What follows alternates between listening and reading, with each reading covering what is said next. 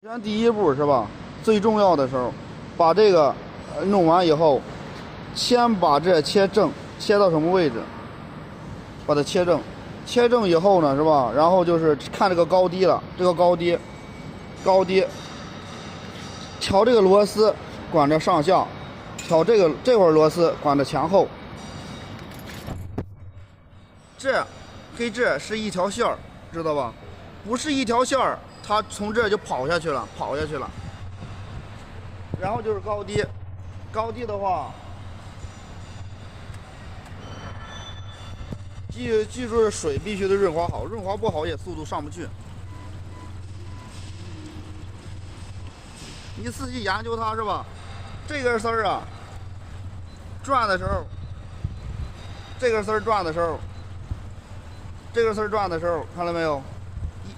它别拨住它就行，这个得有高度，这得有高度。如果这根丝儿，这根丝儿跑这边去了，说明这个地方不垂直，这根丝儿跑进去了。再就是说，这个高，这个丝往下低了以后，这根丝儿也容易上去，把这个位置找好，找不好这个位置，这根丝儿就跑这上来了。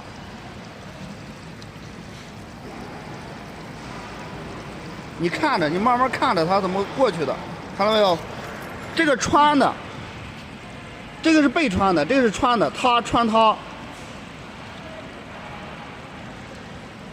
它这个头啊，你看两边不挨3点，这点到这头，这个到这个头，这个到这个头，这是这3个。你这个头如果在这边来了以后，它容易出来。这个头必须这2个位置，这个位置，这个位置，这3个点儿必须得有1公分多到2公分。如果说少的话，你看，比如如果这个尖儿贴这边了以后，容易打在这个丝上穿不上；如果磕这边了以后，它容易出来，在这就出来了。如果说这个尖儿在这来了，在这磕下了，也容易跑下去。这3个点儿必须要对，然后再数一下，对，理直。